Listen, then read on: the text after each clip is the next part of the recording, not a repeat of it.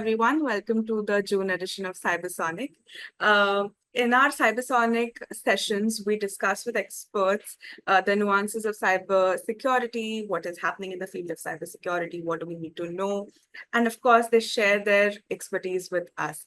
Today, I am very excited to announce that we have Mr. Sakthi Thangavelu sir with us. Thank you for sharing your valuable insights and sharing your valuable time with us. Welcome to this session. Yeah, hello. Thank you. Thank you, Akansha, for this session, and my greetings to all the security and privacy professionals. Glad to be part of this discussion. Thank you, Let's sir. move on. Yeah. Yes. So I would like to begin by introducing our guest here. Sakthi is the founder and principal consultant at ethnically.in, a startup that specializes in data privacy, regulatory consulting. He has 21 years of experience in the IT industry across Intel, Cognizant, Wipro, where he has held various management positions and spent time at client places in the US, Canada, and UK. As a strong advocate of digital ethics, consumer data protection, and digital rights, Sakthi has focused his career in the last 7 years on data privacy regulations and eventually created a consulting company. He's a popular influencer in the data privacy community in India, where he supports fellow professionals, promotes the industry, and brings in awareness on personal data protection. Sakthi hails from Chennai, has keen interest in developing students and young professionals in their career through mentoring and coaching. Welcome again, Sakthi sir. Thank you. So, as we begin with this discussion, first of all, I just want to know in short, like we have discussed this with our previous guests as well, but a small introduction to our joinees here or for people who are joining for the first time to Cybersonic. Why is it that we need to understand cybersecurity? Why do we need to be updated about cybersecurity? Yeah. So while the previous conversations would have happened on the security side of it, right? So I am going to delve into the data privacy side of it, which is slightly different to the security, but related to the Right, security. So it is right. going to be data privacy discussion, right? So Hmm. I'm very much glad to share my expertise and my knowledge on this data privacy to the community here, right? So safeguarding personal information in this digital era is one of the top things for individuals as well as for companies, right? So we all have our personal data, credit card, our date of birth, right? So we need to safeguard our personal data. That is our individual responsibility, as well as the data that we share to the companies, like it could be banks or whoever, right? It is the job of that companies to protect our personal data. So it's a mutual responsibility. Data privacy is a fundamental right as established by various court actions, Right. especially in India also. It is a privacy right. If I look back, right, I want to bring in some more eminence to the word privacy. If I look back, privacy is an age-old problem. It is not a new nuance, right? So several centuries back, it was bodily privacy.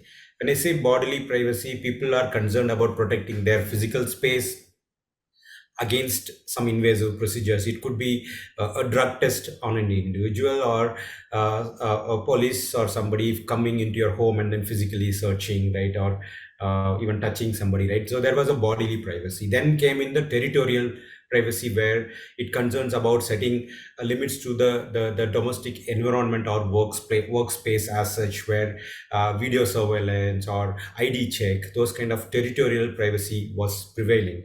And then came in the communication privacy, where anything that you communicate, it could be sending an email, or a mail, physical email, or a telephone call tapping, or any other communication, right? Communication privacy was the topic. Now this is the era of information privacy, where any digital data about individuals, there needs to be some limits and governance on that. It could be your medical record, it could be your banking thing, right? So the information privacy is the topic here. So we moved on from bodily to territorial to communication to information, right? So now if you look at the seriousness of data privacy, You might have heard of Neuralink, Elon Musk's company, right? So they embedded a chip into human brain to tap in the thoughts and convert that thoughts into actions and convert that into digital commands to operate your phone or any device as such. Imagine the safety of the individual, the ethics, and then the privacy of individuals. Our brain signal is the personal data here, right? Another company is tapping in our brain signal, and it becomes personal data. Imagine it is there in somebody else's hands, and then they need to control it. To summarize, taking control of our personal data is the essence of privacy, and it is the responsibility of the individuals as well as the organizations. It is our responsibility to work together to pave the way for a more secure and privacy conscious digital future. Yeah.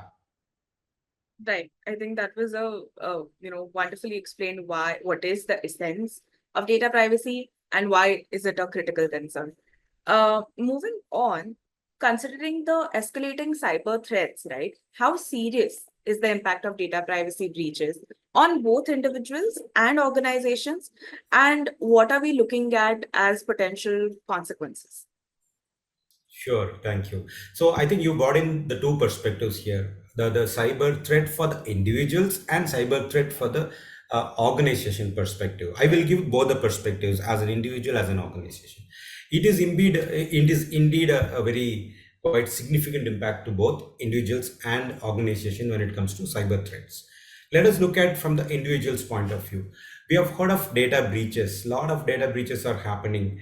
What is the consequence of data breach to the individuals? Identity theft is the key thing, right? The moment your personal data goes into somebody else's hand, it could be Aadhaar card or whatever, passport or whatever, somebody may impersonate you and then they may avail loans or they may do something. So identity fraud and identity theft is one of the key issue that is going on, where personal data of yours going into the bad actors hands and who may impersonate and then create significant impact to your financial things, or maybe your reputation also. Right. So coming to the individual impact now, the topic is on the AI usage, right? The issues with AI ML systems, where there are risks around safety of the individuals when AI system starts making decisions for you, or the decisions of AI systems impacting you. Imagine the issue. It could be a self-driving car making a decision. You are inside the car and then it is making a decision, and then you are getting impacted. If it makes a wrong decision, your life is at risk.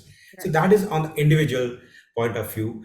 Coming to the cyber threat relating to the organizations. So those organizations that collect your personal data of individuals. Organizations collect personal data of individuals. It could be the customers or it could be the employees, right? Both the parties' personal data is held with the companies.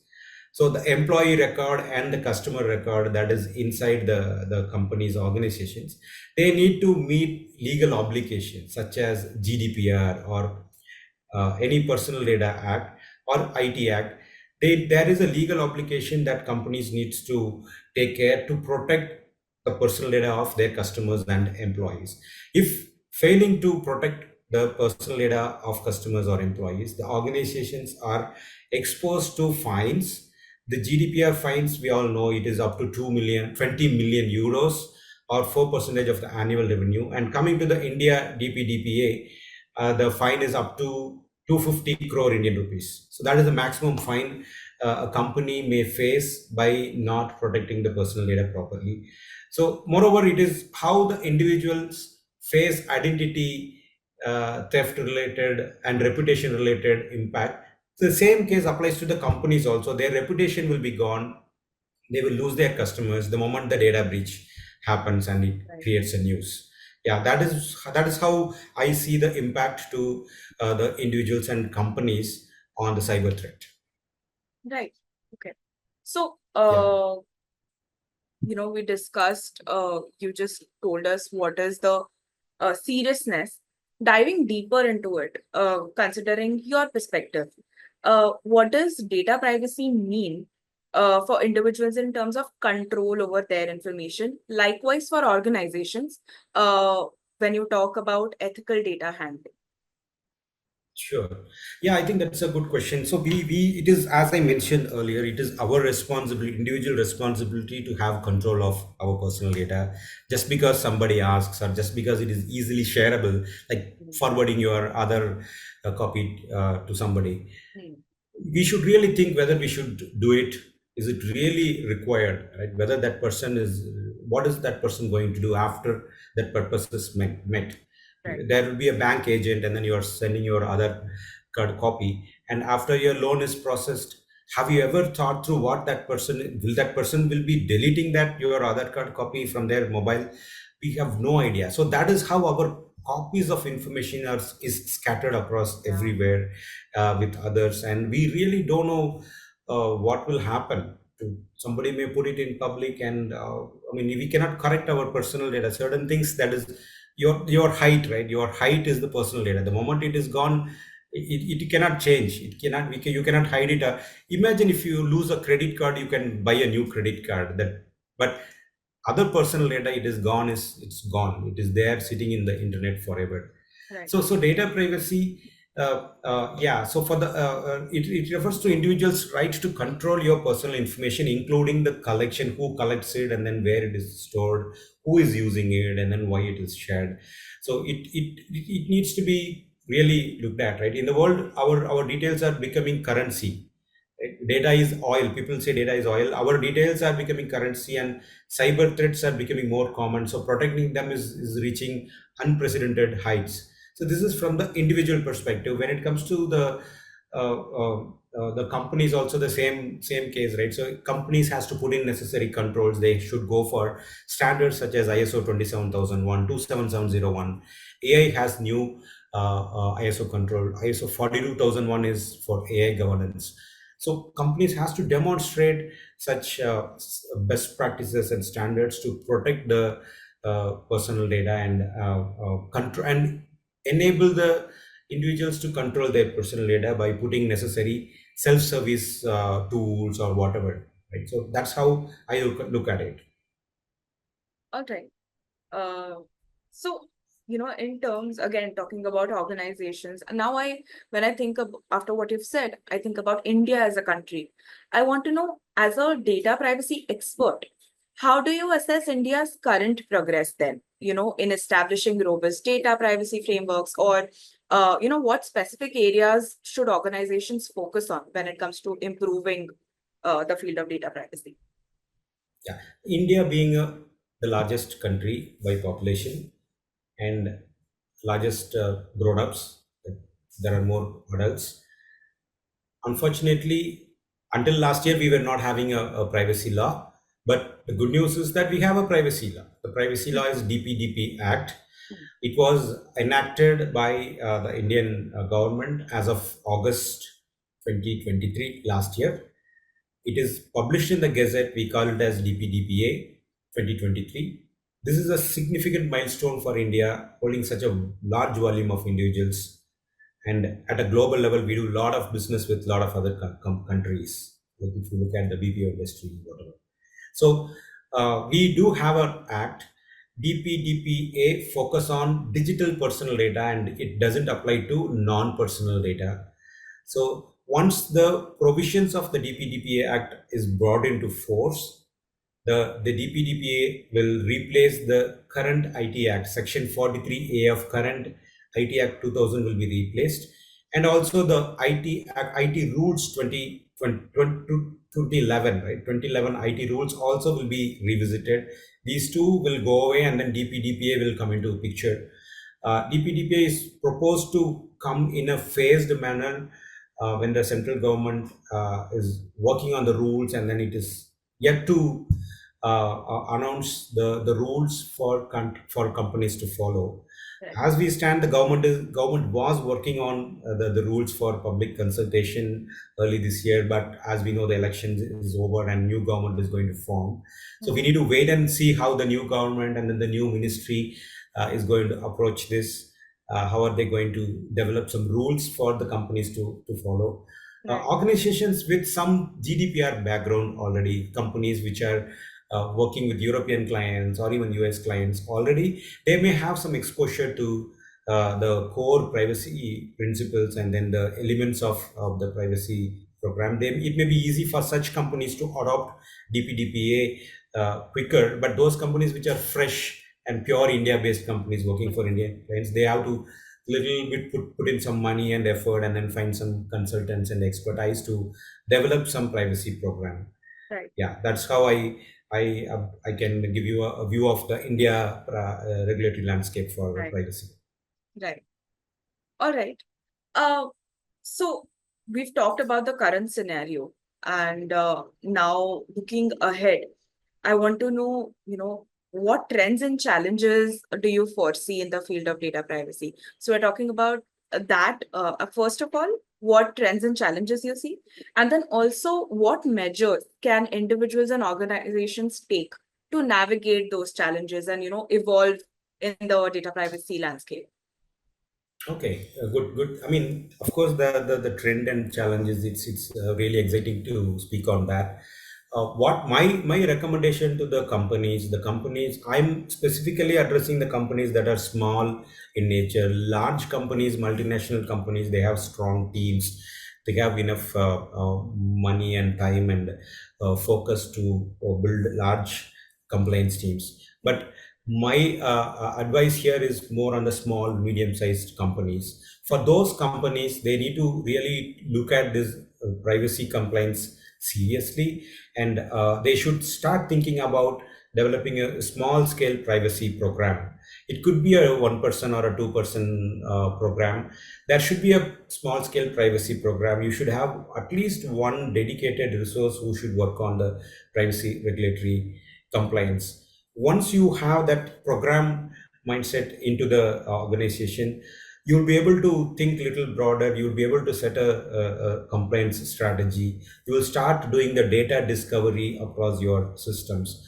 Then you will do that gap assessments, and then you will identify who are the data subjects, who are the individuals, customers, prospective employees, prospective clients, whatever, right? So you will start identifying the data subjects, and then what is relevant for the organization, what are the risks for the organization, and then you will develop certain controls that are required to handle the risk, and then you have to start implementing the controls, and then comes the continuous improvisation of your control effectiveness. So in essence, it is a continuous risk management process, right from the gap assessment to remediation. I'm going to give a lengthy answer for this because you have asked the trend and then the challenges as well, right? So as I mentioned, allocating small resources, a little bit of resources, and then dedicated privacy program is the trend that you should follow. I will also speak about the advantage of having a data privacy program. So data privacy program helps organizations prevent data breaches. You have a structure in place, and then you will have some incident management process and whatnot, right? It will help you in reducing the data breaches, which can result in otherwise will result in a serious harms to individuals and even damage your organization reputation and your financial stability also. It will also help you in improving your business operations. Having a privacy program, how can it improve your business operations? Yes, it will. The moment you do the data discovery, you will know where the data resides, how to put a governance around the data. Your data governance will get improved. Will get improved. You will get visibility on where the data is, what type of data is. In turn, you will start looking at your IT maturity also, and the improvement of your IT systems will benefit your business operations. Right. And finally, the reputation management also. The organizations which has a robust privacy program will automatically bring in more trustworthy and responsible nature to your.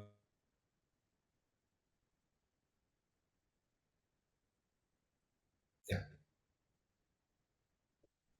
Yeah, having data privacy program benefits the organizations. As I mentioned, having a small scale privacy program, 1% or a 2% program helps you in preventing data breaches. Without privacy program, you will not be having any incident management procedure or how to handle a data breach. You having a privacy program, you would have thought through how the incident management should be there, and what will be the risk to the individuals. Those things you would have thought through with having a program mindset. And business operations, how can having a privacy program help you in your business operations? Indeed, yes, it will improve. The moment you get into the privacy program mindset, you will start doing the data discovery. You will know exactly what is the personal data, what is the non-personal data, where are those data residing in systems. Is it sitting within your enterprise or outside your enterprise? Is it in cloud or on-prem? You will get a good idea on the data landscape, and then you will start automatically improving the data governance of your IT infrastructure. So in turn, the moment the data governance and IT governance is improved, automatically your business operations will also be improving. And finally, on the reputation management, also companies which has a proper structured privacy program will automatically increase their posture when it comes to the trustworthiness and the responsibility or accountability of the organization when it comes to supporting the individual rights. So automatically the customer loyalty also gets improved because you are increasing the trust of the organization when it comes to data protection. So these are some of the points which I can think of, having a structured privacy program, which being a trend that you should follow, and the challenge is that you are not able to allocate effort. Coming to the individual's point of view, what can individual, I as an individual can do, or you all can do? What is your challenge? I would say few things here. So you need to be really careful and conscious in sharing your personal data. Whatever is the reason, whatever apps that you're installing, understand the privacy policy, understand the privacy settings. The camera should be turned off by default. So that is your responsibility. So you should develop some minimal knowledge on what is the privacy notice. Of course, those are long pages, but try to understand what do they convey, and then what protections that they have on your personal data, and then what rights you have on the local laws. Right. GDPR gives some rights, DPDPA gives some rights. So what rights you can exercise, and then how you can exercise the privacy rights, whom you should report to if you have any concerns. These are, nobody will tell you. You have to spend time and then show your interest to protect your own personal data. Yeah. Right. So I was actually, just to add on to that, you've definitely given a lot of insight for the organizations and what individuals can do. To end on this note, I want to know, you did mention what individuals should do when, downloading applications, and you should be very vigilant about that. But if I ask you, like, what is the first thing I should do once this call ends for my own privacy? What is the one thing that you would say key to protect your individual data privacy? This is something everybody they just have to do. Yeah. See, Things to take care of. so little bit, see, as a risk professional, right, I would advise that don't share or don't give anything by Okay. default. Don't Okay. trust, zero trust, right? So from the Right. security point of view, there is a zero trust Right. terminology, right? The same thing is for privacy. Right. Don't trust any app or any system. Just be Right. conservative when it comes to your personal data. Right. All right. That's the Perfect. single thing I can say. Yeah. Yeah. No, that makes sense. I think that is that comes, that brings everything under the umbrella then. If you are cautious and you're vigilant, everything is taken care of. So Yeah. that was a very insightful, I definitely got to learn a lot. I'm sure people who have joined us, they got to know a lot more about data privacy, why it is important, even on the organization side. Um, so do you have any final notes for our Yeah. viewers? Sure. Thank you, Akansha and team for this. I mean, this is a great discussion. Even though it's a short discussion, we had a great discussion. And to the people who listen into this, right, let us pledge to build a trust environment for human dignity and the rights, human rights, by contributing to the data protection and privacy at our own capacities. If you are a security professional, you are contributing to the data Right. protection. If you're a privacy professional writing a beautiful privacy notice, you are protecting the the human rights here. So everybody has their own responsibility. Even though you are not a professional, still you are contributing to it by becoming more conscious that I will not share anything without me being confident on why I am sharing. So Right. so with that is my summary here. I would like to thank you again for you and the team for giving me this opportunity. Thank you. Thank you so much, Sakti. This was a wonderful conversation, and I hope we get to do this again sometime with you. Thank you to the viewers as well. Hope you have a good day. Thank you again. Thank you.